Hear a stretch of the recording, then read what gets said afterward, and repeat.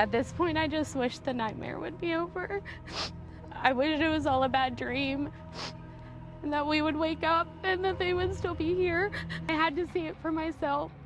I kept asking Cooper to please snap and text Ethan, and has he seen Ethan today? Has he talked to him? And I was calling Lindsay and I was messaging Dylan, and nobody would respond. They were your all-American family. This is something, I mean, I could live 100,000 lifetimes and never expect this out of that. I could have never imagined that ever in my whole entire life, you know? And I'm still in shock. The early morning was still at the Candy family home when something happened that no one could have expected.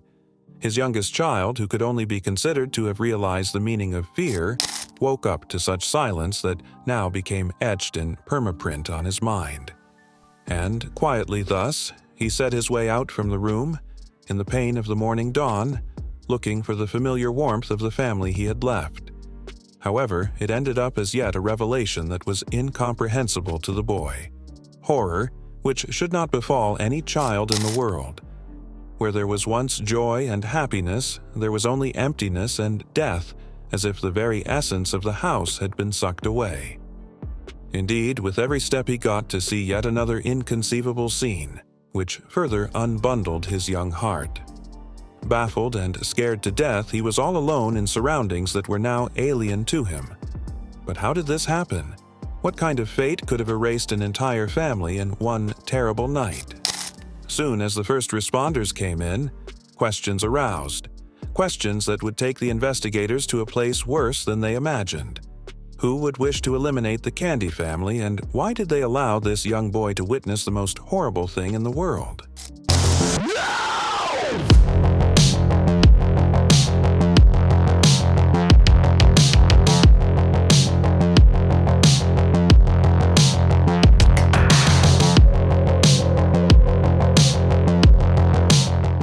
The Candy family in many ways reflected what one might imagine as the ideal American family.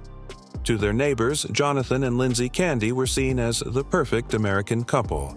Child rearing 4 boys, an active family, happy living in their community. Nevertheless, the fate of this family entered a terrible and completely unbelievable calculus on April 22, 2024, when the morning woke up with a nightmare that was worse than anyone's worst nightmare. It was only for the young boy to sweep the mess of the family after a father who was supposed to protect the family ended up betraying it. During the night in the early morning, the city slept, and the Candy family's youngest son, 10 years old, left his room and had no idea that an awful tragedy was awaiting him. Waking up in the morning, he got the corpses of his parents and 3 brothers covered in blood as part of a terrible act. As the impact of the situation dawned on him, he was able to make a call to the emergency center 911, and bounding around the scene, he would, the quiet community grossed the tragedy unestablish as it unfolded. Even those who lived around the Candys, with whom the neighbors saw every day and met in everyday communication, could not come to terms with the fact that the people they met politely or just said hello to were killed so violently and unexpectedly. This family was described as a happy, caring, and friendly family who did not seem to have any problems in their home, the Candys. To anyone interacting with the family, Jonathan was friendly, always laughing or ready with a joke, and Lindsay was just a caring mother and a wife.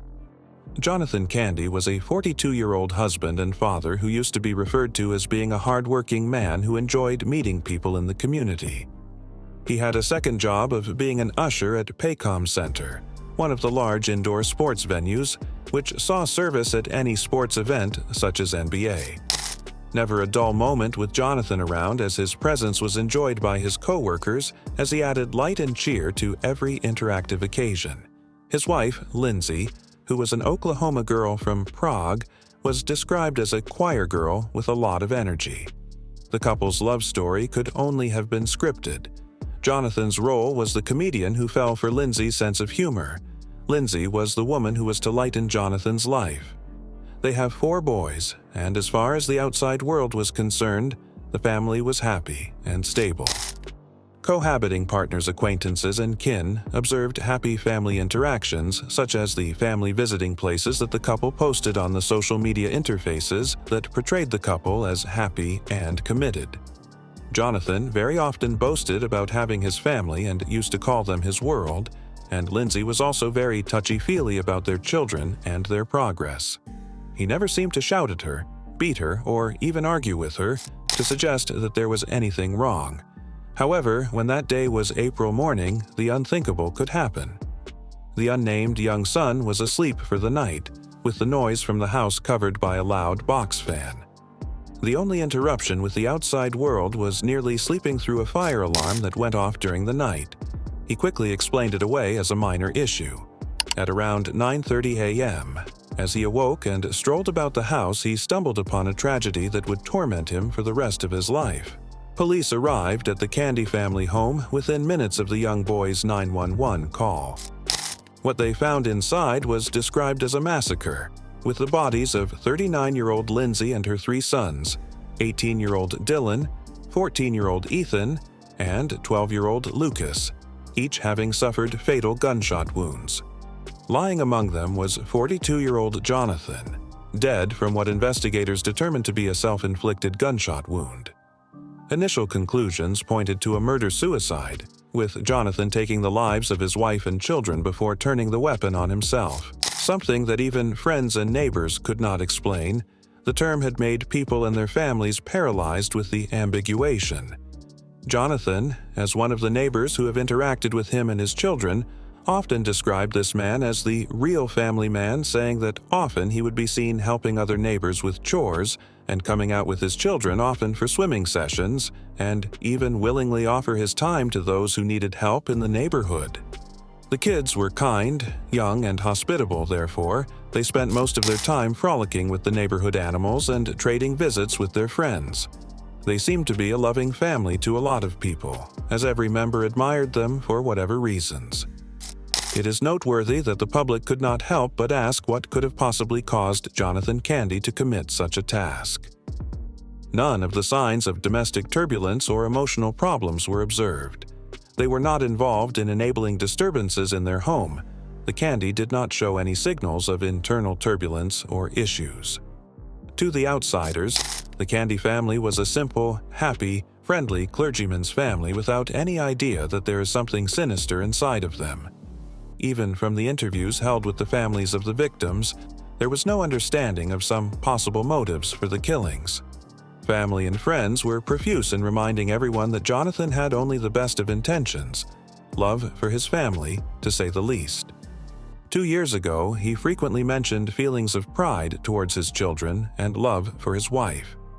Next young couple gradually allowed them to build a life for many years and properly, carefully, and with joy to raise the children. Despite the deep sorrow which accompanied every subsequent funeral, people close to Jonathan could not accept the contrary change of character which saw him transform from kindness and devotion to brutal death in the morning of the tragedy. As investigators began to piece together the puzzle, the public speculated about the possible underlying causes for such a horrific incident. Was it financial stress, hidden mental health struggles, or perhaps some unknown trigger that led Jonathan to take the lives of his loved ones? Though details remain scarce, the legacy of the Candy Family Massacre leaves a community shaken, grieving, and searching for answers that may never come. In the wake of the tragedy, friends and neighbors held vigils for the family, mourning the loss of 4 bright lives extinguished far too soon.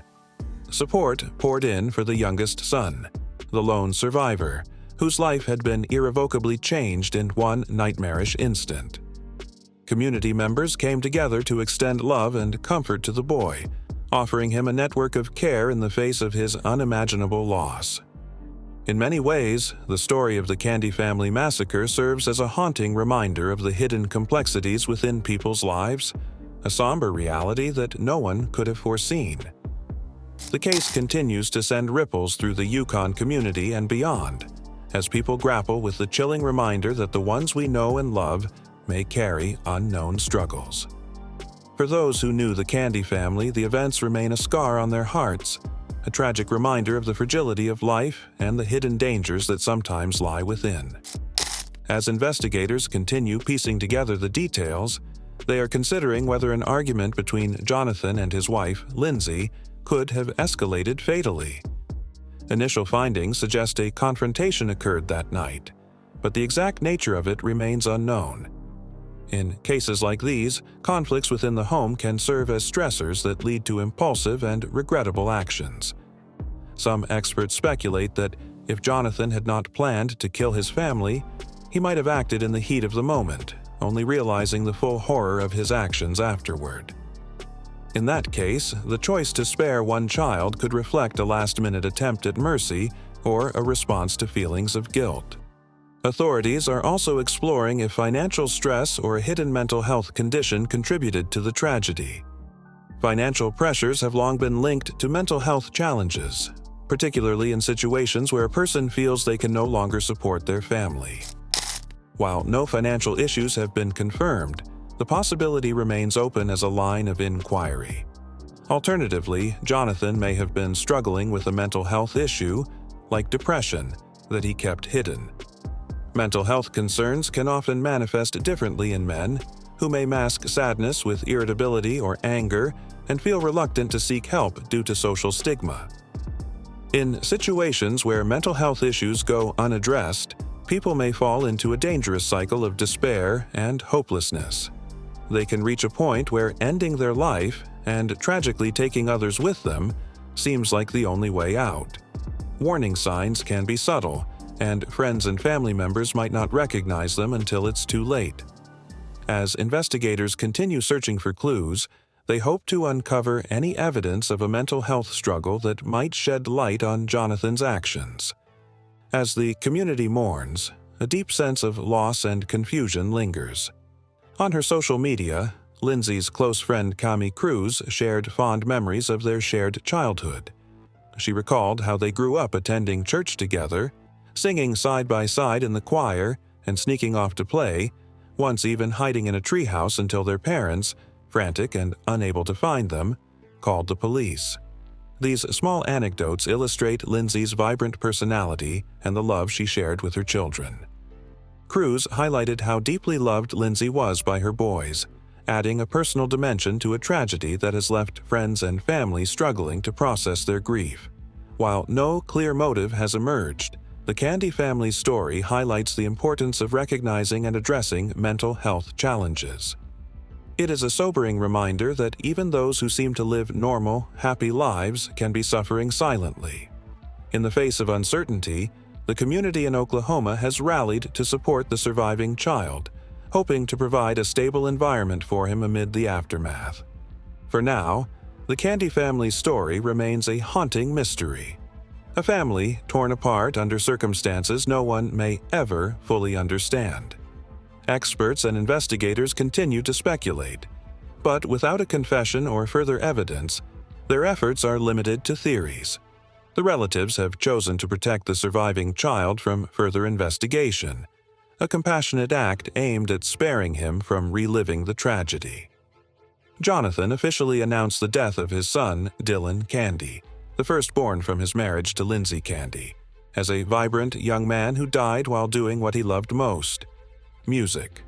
Popular for affable character and exceptional commitment, Dylan had only recently finished Mustang High School in May 2023, after which he played in the school's marching band.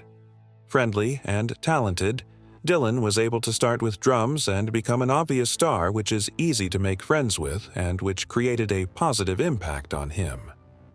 When joining Oklahoma Baptist University, OBU, Dylan's love for playing drums made him quickly join the Bison Brigade, a marching band at OBU. To that evidence, Dylan is a freshman, but his musical ability was not overlooked at the school. Noting his talent, however, Brian Stackhouse, OBU's Director of Athletic Bands, enrolled Dylan to play the first bass drum that is considered to be the difficult position, which most often is assigned to experienced persons.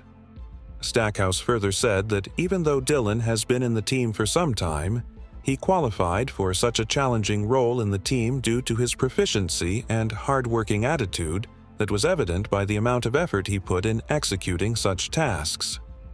To his colleagues, he was not only a terrific musician and guitarist who also succeeded in emanating the positive energy that he got from his mentors. Stackhouse smiled as he reminisced over one day when, during band camp, Dylan received a call telling him that he was selected to play the solo. Ethan Candy, 14, the family's second son, was equally beloved by his community. A ninth-grade student at Mustang North Middle School, he excelled as a baseball player, bringing an infectious energy to the field. His coach, T.J. Armstrong, spoke warmly of Ethan's talent and commitment, sharing how Ethan's smile and spirit brightened the team's morale. Ethan's friends, such as Cooper Armstrong and Wyatt Livy, have been left heartbroken by his loss. In Ethan's honor, a memorial bench will be placed at the Mustang Youth Sports Complex, celebrating the joy he brought to his teammates and friends. Lucas Candy, only 12 years old, was the youngest child taken in this tragedy.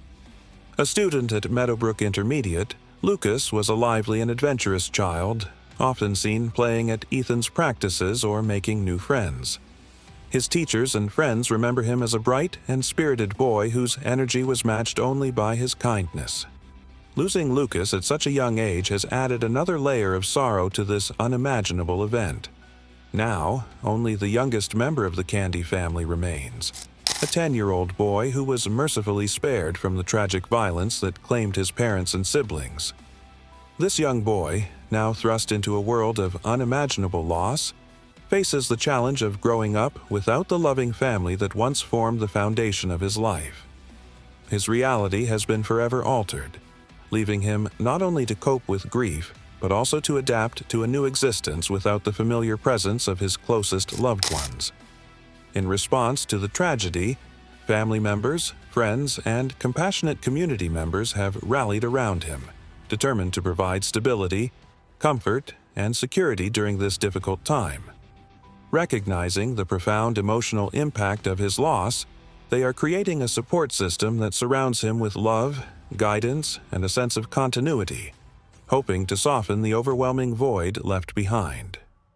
Neighbors have come forward with meals, gestures of kindness, and offers to help in any way they can, while his extended family is working tirelessly to ensure he never feels alone in his journey through grief. Professionals, including social workers and counselors, are actively engaged in offering psychological and emotional assistance, helping him process the trauma and loss at a pace that honors his unique needs.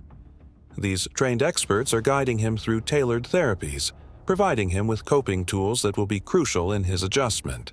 Additionally, recognizing the financial implications of his future care, the community has established a GoFundMe campaign. This fund is dedicated to supporting his long-term needs, from education and living expenses to emotional support services. Contributions have poured in from people near and far, each donation a message of hope and solidarity, ensuring that this young boy will have the resources he needs to build a secure and hopeful future in the face of unimaginable loss. Jonathan's drastic actions left many who knew him in disbelief, struggling to reconcile the caring father and helpful neighbor they once knew with the man responsible for this tragedy. For years, Jonathan had been a steady presence in the community, always ready to lend a hand. T.J. Armstrong, who knew the family through his son's friendship with Ethan, remembers Jonathan as a kind man who frequently expressed his gratitude and gave warm hugs. Rhonda Armstrong, another friend, shared that being around the Candy family had always lifted her spirits, describing how they could make her smile even on her most challenging days. Lindsay was particularly known for her enthusiastic support of her children, cheering on Ethan from the sidelines with a loud voice and endless encouragement.